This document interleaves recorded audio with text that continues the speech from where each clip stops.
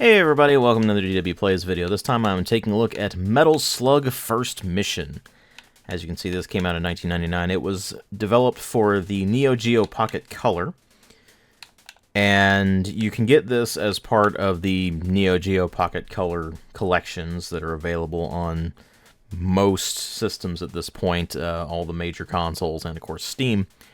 And I'll have a link in the video description box where you can check that out. It's a bunch of different Neo Geo Pocket Color games.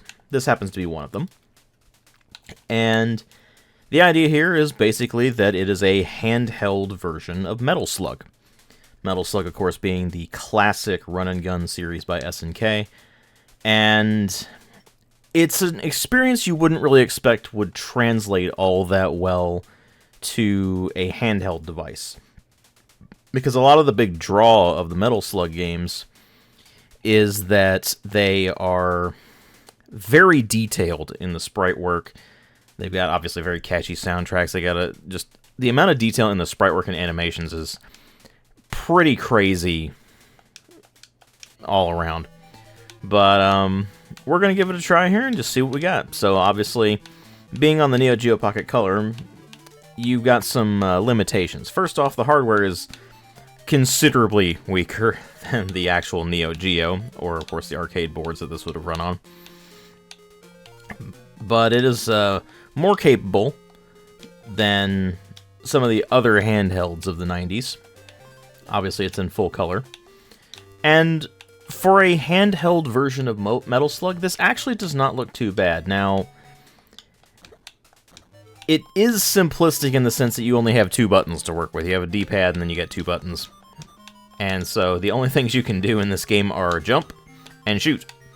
But you can, of course, aim up and you can crouch down. And you can actually jump and shoot down as well.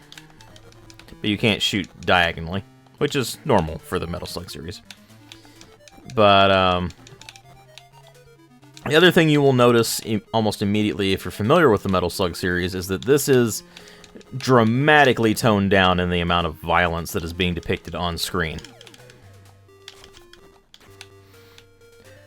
See, Metal Slug is I guess I wouldn't be described as infamous, but it is very, very violent. Very cartoonishly violent, don't get me wrong, but there's a lot of blood spraying all over the screen. Briefly, of course, because it's, you know, an arcade game, and so they had to keep frame rates in mind and things like that. But something else you'll notice is that it does not have the announcer saying things like heavy machine gun when you pick up a heavy machine gun power-up. But other than that, it's a Metal Slug game, and it's for handhelds, and it generally works pretty well, actually. Now, there was a sequel. This is First Mission, obviously. There's also Second Mission. And Second Mission is definitely a better game. That just easily, definitely is a better game. And you can see it even has the vehicle sections, like the actual arcade versions, and later home console and other handheld games would have. But, since this is such a simple game, really, I didn't really feel like doing a full review or even really an MTO on it. But it's something I do want to cover on the channel, because handheld versions of games and just handheld games in general tend not to get all that much attention. And so it is nice to be able to cover something like this. And it's really nice as well that SNK has made this available as part of those collections and such. So gaming history can be continue to be enjoyed. And I mean, I will be fair here. Whenever you go into any kind of handheld version of, say, a console, or especially an arcade game, in the 90s anyway, and even to some degree the early 2000s, I mean, GBA was pretty limited as well. But whenever you go into games like this, where it's an adaptation of a home console or arcade style of gameplay, it's tricky to do that in handheld, because handhelds are so much more limited in terms of the hardware. And they've done a pretty good job of replicating the Metal Slug experience, even to some degree with the detailed sprite work. I mean, it's obviously nowhere near as detailed as the console versions and the arcade versions, but it's pretty detailed. It has a lot of those smaller touches that we've come to expect from the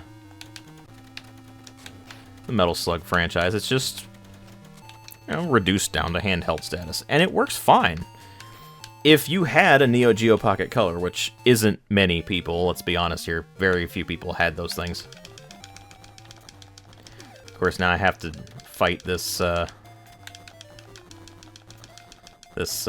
boss enemy with just the pistol, which always sucks because you have to shoot every individual bullet instead of being able to just hold the button down. It's very tiresome on the thumbs. Much like the arcade versions, this is a one-life only game,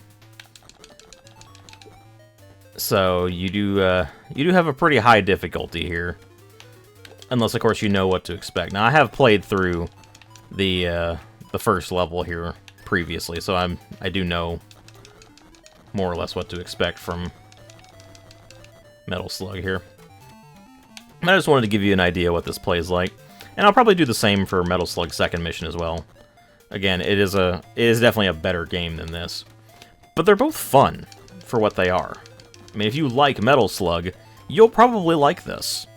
Now, if you've never played Metal Slug before, then I would not recommend going in with this one. I would recommend going in with probably Metal Slug X, honestly. Oh, now we got a machine gun that'll be much more pleasant for my thumb here. Except I ended up timing that wrong, and yeah, that's game over. You can retry, as you can see here. It costs the number of the coins you collect, but I think that's a good enough representation of what to expect from Metal Slug First Mission. Again, I'll have a link in the description box to where you can check it out if you're interested. It's a fun game for what it is. If you like Metal Slug, you will almost certainly like this, but again, if you are looking to get into Metal Slug, if you've never played one before, I would recommend jumping in with Metal Slug X. It's arguably the easiest one to get into, as far as the old school ones go. Just keep in mind, they're all pretty punishingly difficult because they were designed as arcade games, so they were designed to eat your quarters. So just keep that in mind. And Metal Slug First Mission is a bit more forgiving in that regard because it is designed for handhelds, and some of the later games in the series are a bit more forgiving in that regard. They're still difficult, don't get me wrong, but they're not quite as punishing on the lives system. But you have to progress pretty far in the series to start running into that kind of thing. And at that point, you're dealing with a lot more complexity in the gameplay mechanics, so it's better to just go ahead and start with something like Metal Slug X. So, again, links in the description box if you're interested. I will probably do another one of these DW Plays videos for Metal Slug Second Mission eventually, so stay tuned for that. Stay tuned for any other videos that I've got in the works. I've got plenty of reviews and MTOs and such in the works, so keep an eye out for those. Thank you all very much for watching, and I'll see you all in later videos.